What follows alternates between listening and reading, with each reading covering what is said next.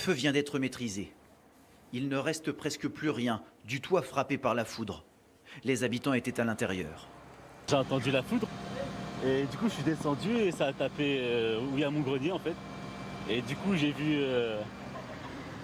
vu que la canalisation que ça a pris feu, j'ai senti que c'est cramé, j'ai rebalancé l'eau, mais en fait ça devait tout cramer. Et là je suis encore sous le choc en fait. Voussad Akrour et sa famille vont être relogés. Les pompiers sont arrivés très vite pour éviter que le feu ne se propage dans les autres maisons. Le compteur dans la maison du 5... Il a été coupé. Il a été coupé, mais il n'a pas pris feu, lui, il n'a rien.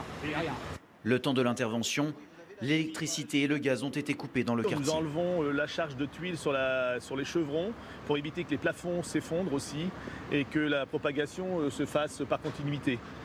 Tôt ce matin, 30 mm d'eau sont tombés sur Montmorillon en seulement un quart d'heure. Bon, jusqu'ici à peu près. Et après ça a dévalé par la Gartempe. La cave de cet habitant a été inondée, 15 à 20 cm d'eau que les pompiers sont en train de pomper. C'était le gros déluge sur la rue, donc par sécurité je suis venu voir si la cave était inondée.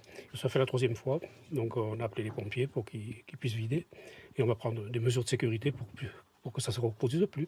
Au total, une dizaine de caves ont été inondées dans la ville. D'autres orages sont prévus dans la Vienne cet après-midi.